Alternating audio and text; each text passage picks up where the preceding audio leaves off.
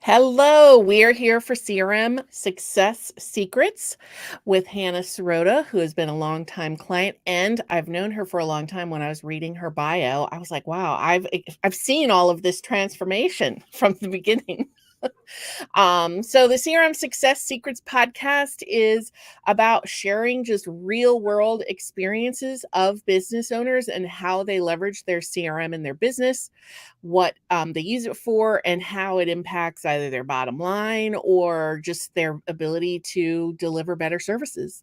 And Hannah Serota is the founder of Creative College Connections. She is an independent education consultant, a small business owner, and a career college admissions professional. So she spent a decade working in selective college admissions, followed by many years serving as the college counselor at a private high school. And just having completed this with my second child, it's such a pain. It's always good to have a partner in crime. In 2010, Hannah founded her college admission consulting practice, as I said, Creative College Connections. And in 2016, she became a certified educational planner, a credential held by less than 5% of independent education consultants. Hannah holds a bachelor's degree in philosophy from Oberlin College and a master's in education from George Mason University, which she earned while she was working full time. Hannah's work is driven by her belief in the power of education to transform young person's life trajectory, and she enjoys helping families reduce the anxiety and sense of overwhelm so often associated with college admissions. So thank you, Hannah, for joining us. Oh, you're welcome. It's a pleasure. So, what Hannah and I thought would be interesting to talk about is how Hannah's used her CRM to help her provide that more personalized service, because Hannah works with both the parents to some degree and directly with the student or their child, right? And before you really started using a CRM, you have a college kind of what is the name of that product that you use? I have a platform that's for within our industry for college planning, right? So it has lots of data about colleges. We can create application plans that syncs to things that are helpful around planning for college, but it doesn't have sophisticated tools around. It has a little bit of marketing stuff, but it just doesn't have sophisticated tools around scheduling and marketing and planning, and all of the like businessy stuff was really lacking. Right. And I remember you had a couple of like kind of hodgepodge tools that you were using to fill the Oh my gap of gosh. them. Yeah. Yeah. Oh my gosh. I was this morning trying to think back. What was it before? I mean, we had somebody convinced me to do a CRM that I couldn't. It was so complicated. It was so complicated. It was overwhelming. And so it was not effective because I couldn't figure out how to use it and how to set things up. It just was crazy. And then we had something for invoicing and billing. And then I had, QuickBooks, and then I still have QuickBooks, but I had all of these different like Oh, and then a scheduling tool. and a schedule. That's right. And a separate scheduler. So it was like, lots of tabs and lots of back and forth and not enough automation. Mm-hmm. Yes, I recall. And what was like the main challenge, or what was that creating in your business? Because right now you have yourself and then two other education consultants working for you. Right. So I have a team of 4. So Mm-hmm. me, I have 2 senior consultants who take a handful of students. One is in California. I'm in Leesburg, Virginia, by the way, since I don't know where people are. And I have one in California. I've got one in Houston, Texas. And they don't do any of the businessy stuff. Like they work directly with students and families. That's it. Right. Then I have Sarah, who has been with me for a while, who's a godsend. I Yes. got very, very, very lucky when Sarah walked in my office one day. And Sarah wears a couple hats. She is an admin for me, and she helps with admin stuff, I guess, right? And so before the CRM, she was having, and I was having to pay her to do a lot of like manual stuff. But now she has recently been promoted, and she's also a consultant, kind of a junior consultant capacity within the practice. But she's been working on essays and applications for students with a number of years. So there are four of us. That's awesome. But Sarah and I are the ones that are like handling All the back end. on the back end stuff. Yeah. Yes. Well, can you describe a little bit about how you work with your clients? So most of our families are probably in the Northern Virginia area, greater DC metro, but we have students and families around the country who are working with us. I'm sorry, there are workers outside. If you hear any background noise, I just realized it got noisy as I'm drilling. Anyway, so we work primarily by Zoom these days. Post-pandemic, isn't that where we're all living? But we do have a brick and mortar office in downtown historic Leesburg. I love it. It gets me out of the house some too, a few days a week. So I with local families, I have the option always on the scheduler. You can schedule with me at my office, or you can schedule with me in a Zoom room. And a lot of it's hybrid. Some students will sometimes do one, sometimes do the other. My work is primarily with students, but there's obviously a lot of communication with parents as well. Right. And well, we talked a little bit about how you were managing clients before. I mean, I can't even remember all of the details, but Sarah was the glue. She was doing a lot of that. She was the glue, but she's part-time. And, but I was also the glue, right? People would contact me and they want to schedule a meeting, and we'd go back and forth and pick a time. And in the meantime, somebody else picked a time. The back and forth on scheduling is a nightmare, I think. I call that spaghetti scheduling. Yeah. Because you're just throwing a time on the wall and hoping they say yes the first time. Right. And then you can't offer it to somebody else. So you say, I'm available on Wednesday at 1 and 2 and 3, let's just say.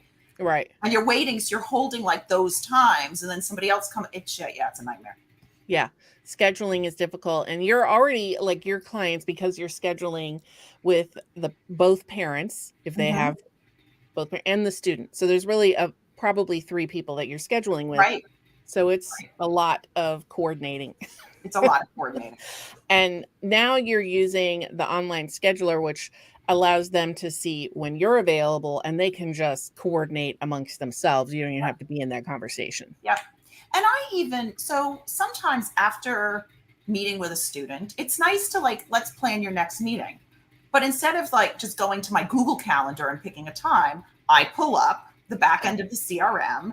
I'm okay, I put in the name of the student, book an appointment. I go okay, on Monday, the whatever, here are the times I have available. Boom, it's done. They get the notification. So I use it too, but it's all there for me. Even if I do it manually, I'm using the system. And what that does is it generates all of the follow-up reminders and everything. Right. And so I don't have to worry about that at all. Right. So the student will see all of that and hopefully show up on time. Right. Right. So to me, your main kind of CRM secret is that you went from a bunch of different tools that weren't really talking to one another to kind of an all-in-one, where it was now all talking to one another, and you could automate between the steps. Yes. And I could figure out how to use it. Yeah. That's key, right? I'm a people person. I'm not a business was not, the whole business part was not intuitive. There was a huge learning curve for me on how to be a business person. I just was I love education. I love college. I have an expertise. I love young people. It's important. I want to help you. That's my degrees in counseling and philosophy, right. All of those kinds of things. It's not about how do you run a business? So I had to learn all of that, and technology can be overwhelming for me. I get easily overwhelmed by technology. So having a CRM that I can actually figure out so I can use it also was huge. Yes. Well, I think what you're very clear on is how you want, the places that you're using your technology are scheduling, which we talked about. You also use it for your actual onboarding. but you Mhm. had, even before you introduced any automation, you had a system that you followed that was very clear. And so we just had to strategize on how we make some adjustments as we move it into a more automated system for your client onboarding. Yep. Yeah. But it's just, I mean, when I talk to other people in my profession, they're like, "You do what?" I mean, literally, like somebody there, I have a link on my website to set up a discovery call. So I'm also not getting random phone calls. And when I do get a random phone call, we forward them a link to schedule a dedicated time to talk. So there's number Mhm. one, right? They get reminders of that. Then we have a discovery call. I talk to a family on the parents on the phone. Then I send them a link to schedule. I have it. This I do in Gmail. I suppose I could do this. Well, but I do it in Gmail. But I send them a follow up and a link to my initial consultation. Then they schedule an initial consultation, and they have to pay for that. So then they get billed, and then they have to pay for that, right? So I don't have to worry about collecting money from an initial consultation because they can't schedule without paying me. Right. Then they get reminders. Then after that, I send them a link for the right package because I said to you earlier, I have lots of funnels. Funnels will become my friend, right? Because we have lots of different kinds of packages and services. And so I need something for the right thing for the right person because there's a lot of, sort of customization within within the general stuff, right? So Yeah. they get the link and they follow that. Sarah still has to set up their student portal. Like there's a few, like she sets up their monthly payment plan, but once that's done, it's done and they're off and running. Yeah. And your funnels, I don't know how many you have. I want to say A lot. 6. Yeah. A lot. But they have, what Hannah has done is she took her contract and we kind of chunked it up so that each package has a very targeted terms of service for each one. And so that they're signing that, plus, making that initial deposit and filling out all of the other educational related information that Hannah and her team need. And then they make that first payment. And because of the way that college prep works, we weren't able just to do the month-to-month payments, because, so for those of you that have junior or people that just finished their junior year and starting their senior year, this is the time to be registering with Hannah's company.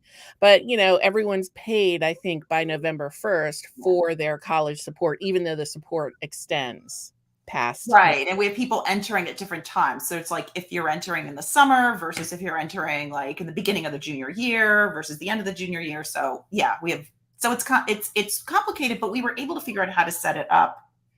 I mean, there's some initial work setting it up. There is. Yeah. There's a learning curve initially, right? But you're not, you're doing like the really important part. And then we've already handled the kind of the onboarding.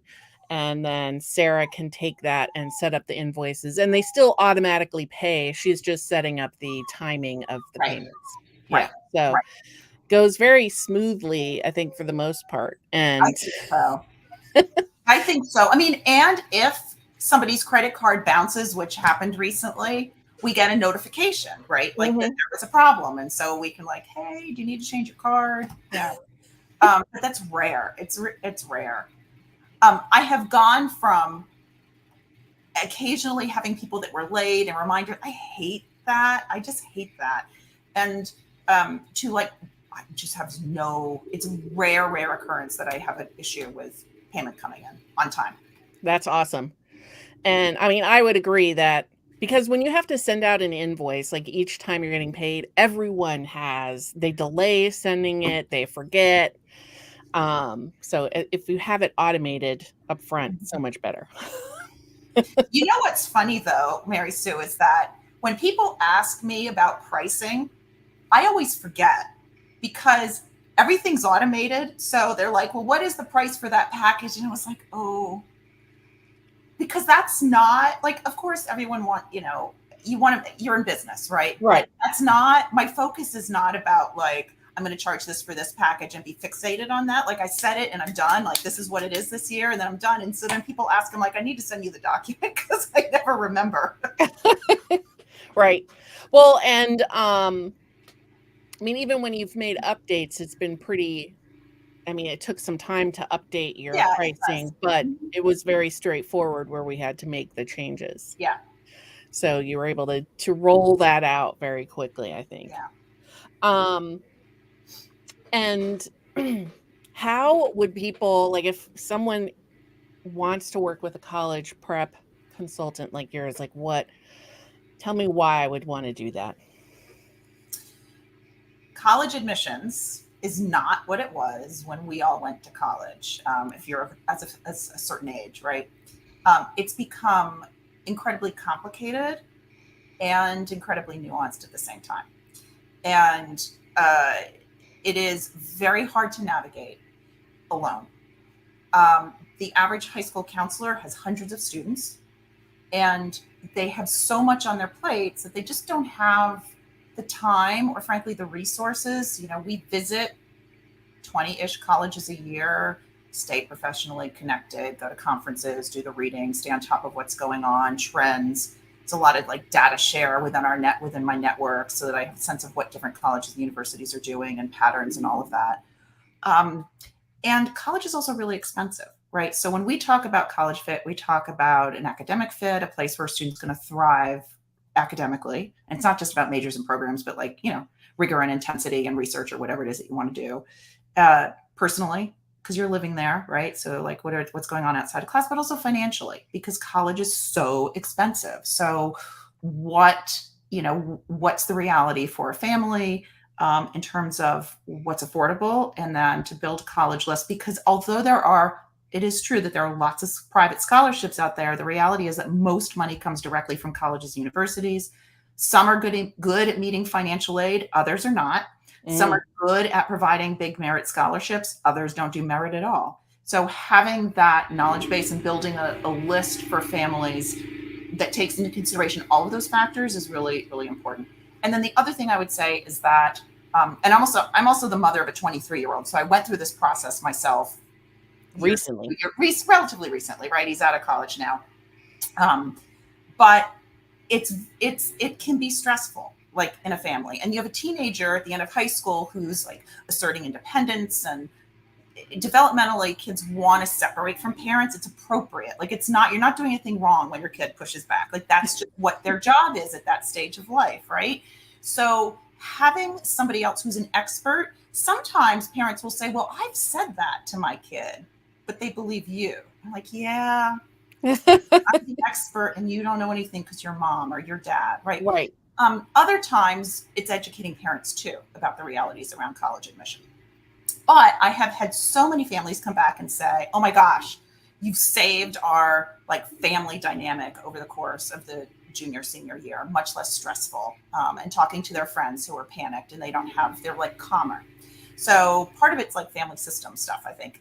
In the end, and that's sort of a byproduct, I think. Of Right. it all. Also, just organizes. It's deadline driven organization, all of that. So anyway, Yeah. what I will say, though, is that what's really important for families who are considering working with an independent educational consultant, it's very easy for people to just hang up a shingle and say, I got my kid into college, so I'm going to help you.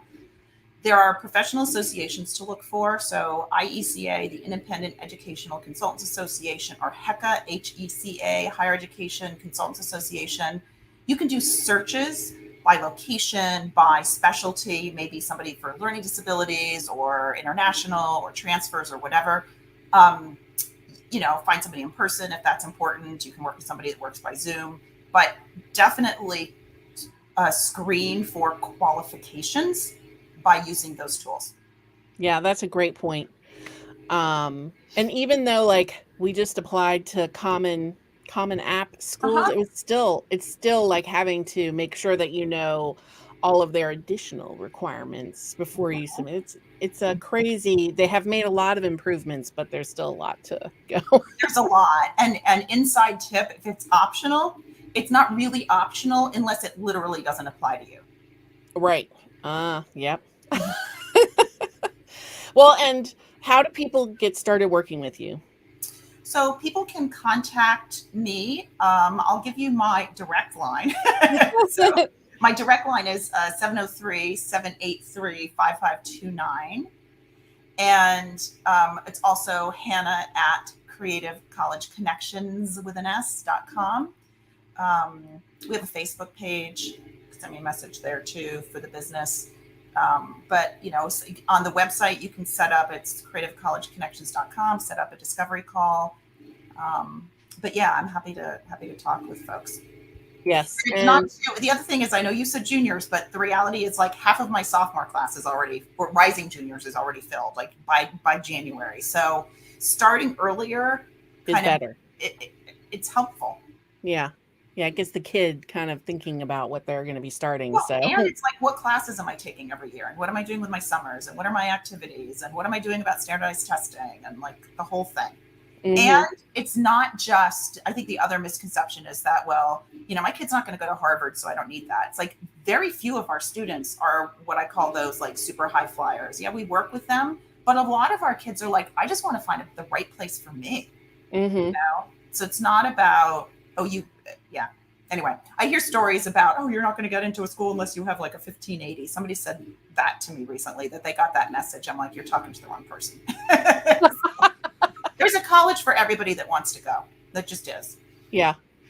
Well, I mean, what you do, I think, is so important with that whole process. Both my kids have opted out of college actually for the first year, so we're deciding what to do.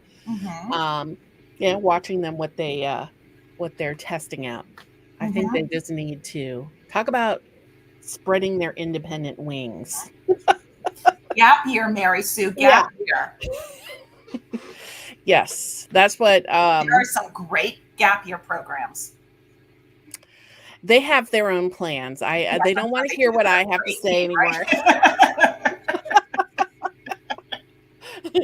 We will see what ends up happening, but yeah, it's it is a difficult time, but it is also exciting to see them spreading their wings and doing what they need to be doing.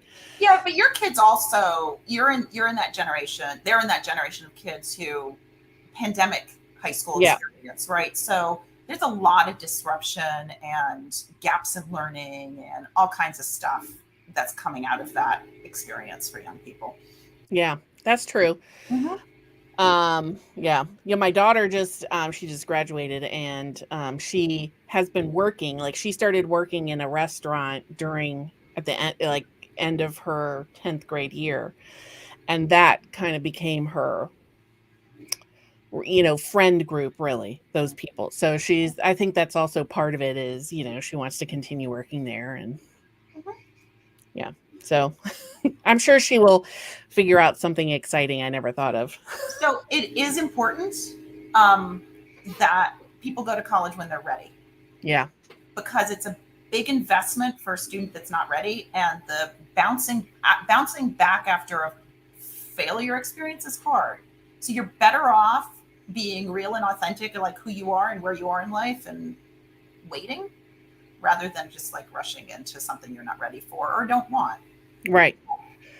Well, you can see that Hannah and her team, they're all like this, are able to like really discuss the